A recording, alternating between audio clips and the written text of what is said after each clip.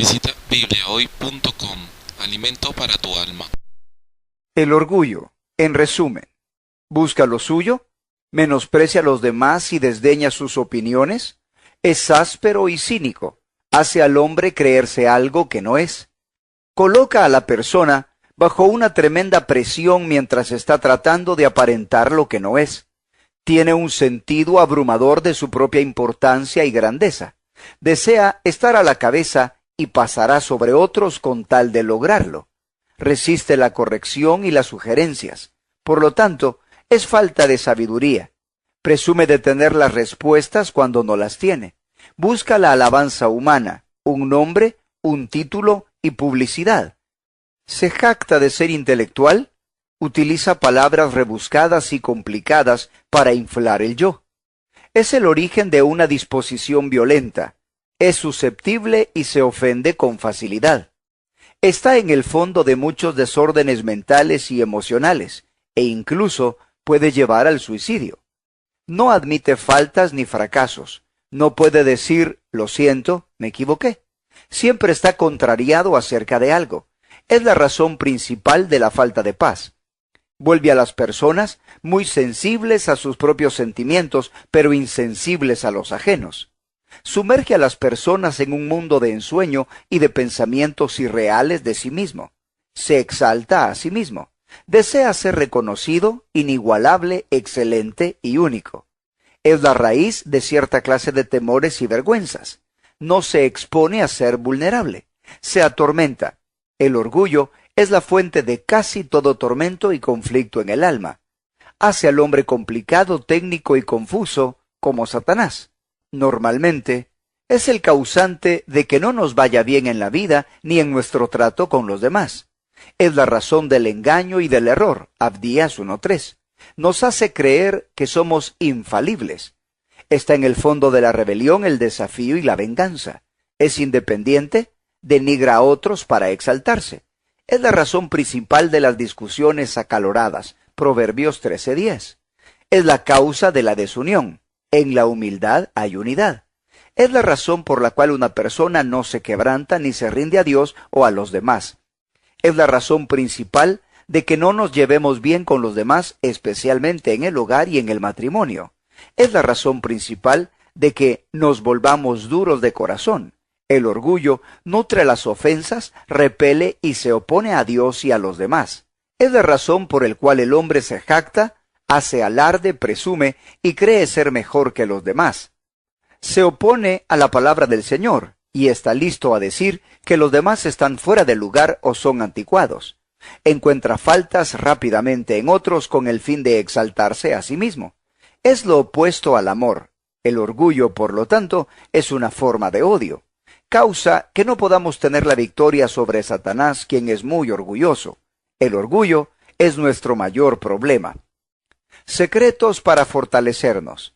Jesús fue el hombre más fuerte que haya existido jamás. Los secretos de su fortaleza pueden ser nuestros también.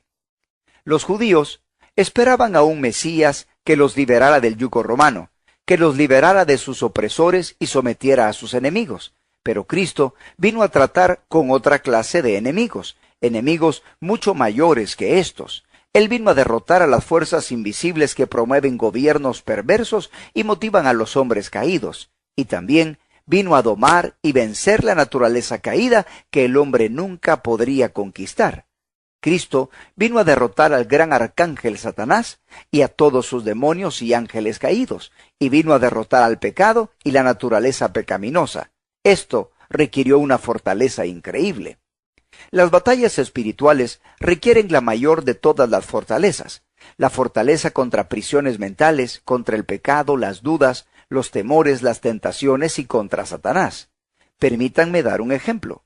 Satanás estaba lleno de orgullo. Para vencer el orgullo y al más orgulloso se requería de humildad y de una humillación total. Satanás era voluntarioso. Para derrotar al voluntarioso se necesitaba alguien que pudiera decir de todo corazón, no se haga mi voluntad sino la tuya.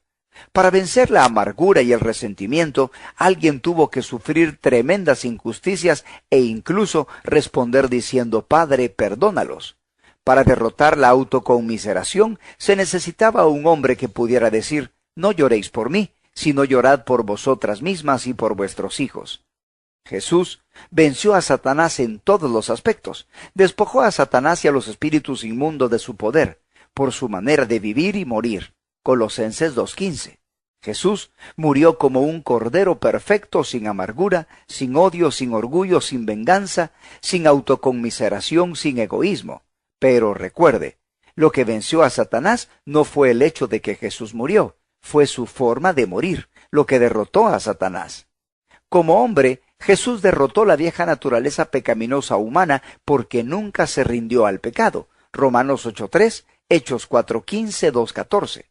Cristo ha pagado por completo la victoria para el hombre, pero ahora el hombre debe confiar totalmente en Cristo para ganar esta victoria total.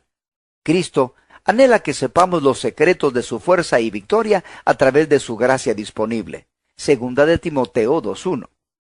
Jesús fue el hombre más fuerte que haya existido jamás porque Jesús fue el más humilde.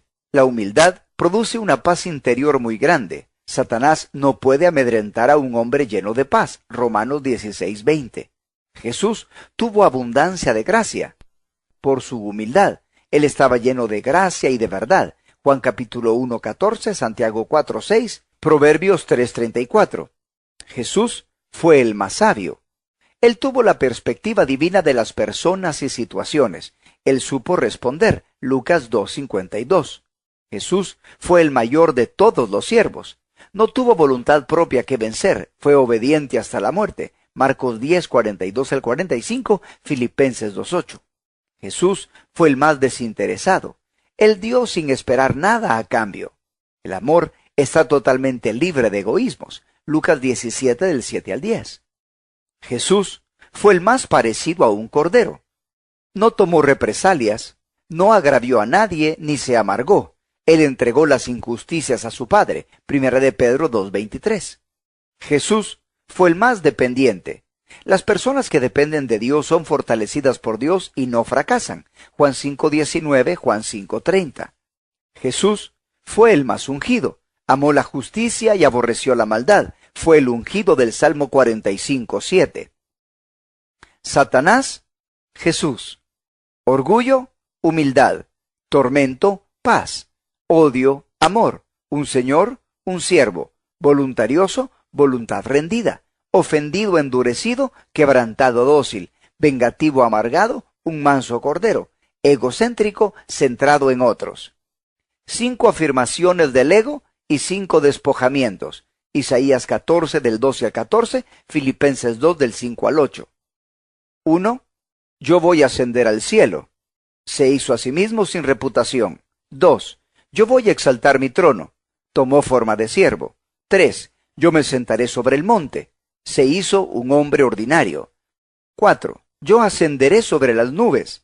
Se humilló a sí mismo. 5. Yo seré como el Altísimo, obediente hasta la muerte y muerte de cruz.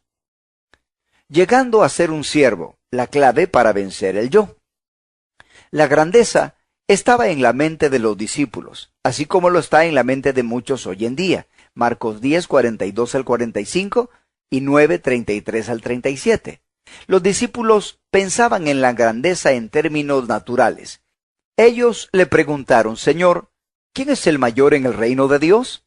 Jesús les dio algunas respuestas inesperadas y utilizó 2 cosas para ilustrar la grandeza. Él dijo: humillarse como un niño, hacerse siervo de todos.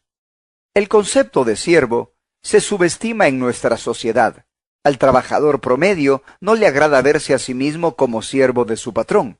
La mayoría de gerentes no desean ser siervos de sus empleados. Los oficiales de los sindicatos no quieren ser siervos de la clase gerencial. Mucha gente de color ha luchado por ser reconocida. No quieren ser empleados domésticos o tener un trabajo subordinado. Les gustaría más ser maestros, doctores, abogados o administradores. Esta es la realidad de la mayoría de las personas, porque el concepto de servir es visto generalmente con desdén en el mundo. En el mundo, la mayoría de las personas desean una posición, un título, un gran nombre, una mansión, un automóvil de lujo y un siervo que le atienda. Sin embargo, Jesús dijo que en su reino esto es exactamente lo contrario de la grandeza. Aquel que desee ser grande será el siervo de todos. Políticos, periodistas y algunos ministros que se dicen siervos públicos, en muchos casos se consideran personajes, ganan elevados sueldos y son prácticamente inaccesibles. La historia nos relata, tal como lo dice la palabra de Dios, que los hombres más grandes son los mayores siervos. Albert Schweitzer fue músico, compositor, teólogo y doctor en medicina. Abandonó su amada tierra natal para ir al África y dedicarse a servir directamente a la humanidad. Pasó toda su vida aliviando la miseria de la humanidad caída. Albert Schweitzer es considerado uno de los varones más grandes de su época. J. Hudson Taylor y muchos otros como él fueron grandes siervos y como tales fueron grandes hombres. Aún en el mundo secular, inventores como Edison, Ford y otros se hicieron grandes al procurar servir a la humanidad con sus inventos. Henry Ford, por ejemplo, deseaba proveerle un transporte barato al hombre común y cuanto más sirvió, más grande se hizo. Thomas Edison deseaba servir a los demás con los aparatos electrodomésticos que inventó y cuanto más sirvió, más creció. Los japoneses tienen la mentalidad de siervos y por ello son bendecidos. Cualquier parte de la palabra de Dios que es obedecida trae bendición, sea que la obedezca un pecador o un santo. Los gerentes están programados para ser siervos de sus trabajadores. En humildad, ellos dicen a sus empleados: estamos juntos en esto, somos un equipo, por favor, ayúdennos, no lo sabemos todo. Sírvanse a hacer sus sugerencias y contribuyan a que la labor que hacemos sea mejor. Con esta actitud, el trabajador promedio de las líneas de automóviles japonesas provee entre 18 y 19 sugerencias por año, y cerca del 80% son utilizadas. Pero en los Estados Unidos no es así. Debido a la mentalidad de siervos, los japoneses están superando a los orgullosos americanos en su industria automovilística. En 1980, por ejemplo, los Estados Unidos fue aventajado por el Japón en la producción total de automóviles. La gerencia americana no ha podido asimilar la actitud de siervo y no tolera las sugerencias ni las fomenta. Tampoco desea escuchar nuevas ideas ni recibir enseñanza. La actitud de un siervo enseñable y humilde no existe en nuestra sociedad. En su lugar reina el orgullo. Esta es la forma en que lo hacemos. Sabemos lo que estamos haciendo. Tómelo o déjelo. Debido a esto, el obrero promedio de la industria automovilística ofrece apenas alrededor de 2 sugerencias anuales y solo se hace uso de la mitad de ellas. Lo que los Estados Unidos necesita son gerentes que sean siervos de sus empleados. Los párrafos anteriores fueron tomados en su mayoría del presidente de la CBN, Pat Robertson. Un reconocido hombre de negocios estadounidense aprendió a ser siervo en los últimos años de su vida cuando estaba a las puertas de la muerte. John D. Rockefeller se hizo millonario monopolizando la temprana industria petrolera de los Estados Unidos. Rockefeller no era un siervo, era un avaro, pero con todo su caudal se enfermó gravemente y a los 50 años de edad estuvo al borde de la muerte. La apretada mano del señor Rockefeller se abrió y él empezó a dar sus millones a hospitales, escuelas y a otras instituciones dignas. En su cuerpo y en su alma comenzó a ocurrir algo extraordinario. Su salud se restablecía. Es más, fue tanta la mejoría que él pudo llegar a la avanzada edad de 98 años. La bendición de Isaías 58, 7 y 8 se hizo realidad en su vida. Al convertirse en siervo de otros y no en acaparador, una metamorfosis tuvo lugar en su alma, sanando a sí mismo su cuerpo. Proverbios 4, 20 al 22, 11, 24 al 25. Visita bibliahoy.com. Alimento para tu alma.